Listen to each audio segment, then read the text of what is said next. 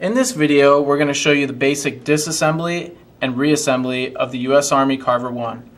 We're also going to show you some parts identification and some basic maintenance. We're first going to start off by removing our barrel.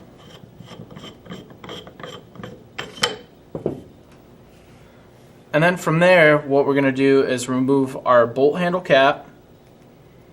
And then with your 5/64 Allen wrench, you're going to remove your left grip half.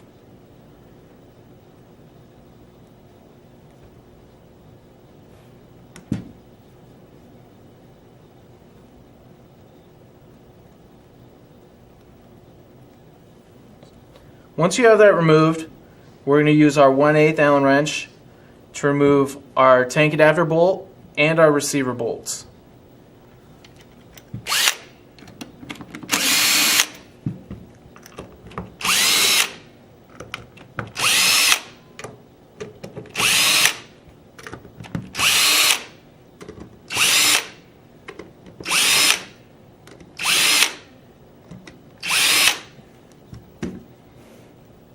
From there, you should be able to pull your receiver off. And you want to make sure that you have all your bolts loosened up. So we're going to go ahead and remove our receiver half. Set that off to the side there. And as you can see, an O-ring fell out here. This is actually for your barrel. Kind of holds it nice and snug in the front part of that shroud area. And one thing that we're missing here is our safety and one of our receiver pins here. We'll go ahead and put those back in place. Now just for some of the basic parts identification, you have your front bolt, your ball latch. The ball latch just holds one ball in the breech at a time, so you're not shooting or loading multiple paintballs in there at one time. You have your linkage arm, your power tube, and your valve assembly, which is inside the power tube. You also have your velocity screw, which is accessible from the outside of the receiver. You also have your trigger spring, your safety, the trigger itself. You have 4 receiver pins that are silver, 2 that are for the trigger. And then you have one that the sear goes in the middle of these 2 right here. And then you also have a steel hardened sear pin, which is black. You always want to make sure that you get the black sear pin in the correct place. If you were to put any of the silver sear pins or receiver pins in this particular spot, you could run the risk of these pins breaking. So you always want to make sure that you have that in the correct spot. You have your sear, which sits on top of that pin, your sear spring. You also have your rear bolt, the big silver piece. And then you have your cocking handle. And then if we pull this rear bolt back slightly, you'll see the rear bolt O-ring exposed. You also have your ACT pins, which help guide that linkage arm straight.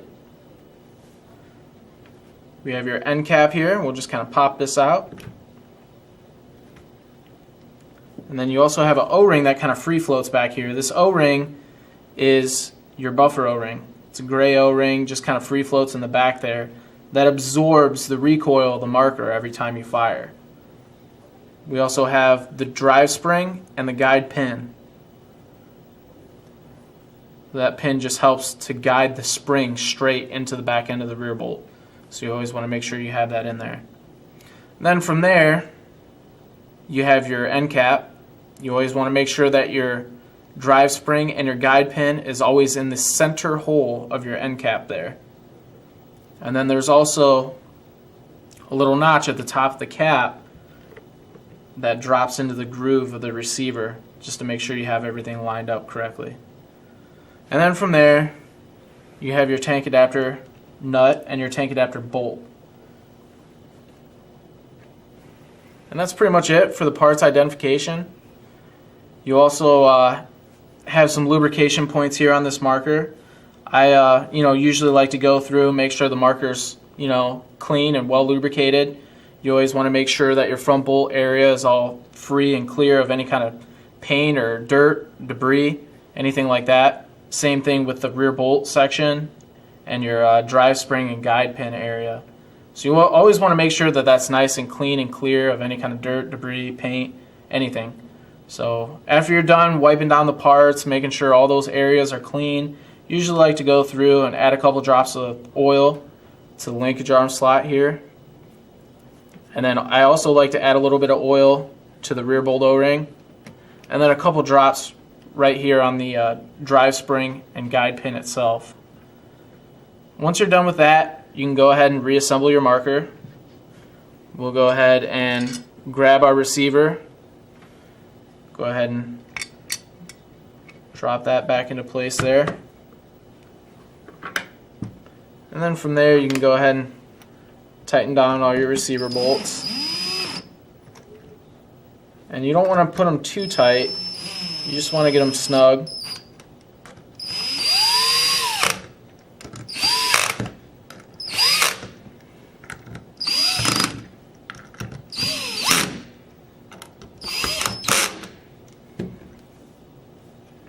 And from there you can go ahead and put your grip back on.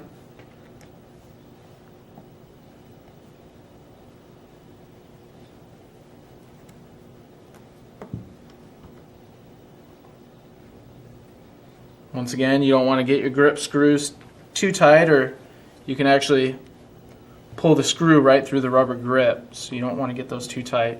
And we'll go ahead and tighten up our tank adapter. And we'll go ahead and reinstall our barrel. Make sure that's nice and tight. And that's the basic disassembly, reassembly of your U.S. Army Carver One.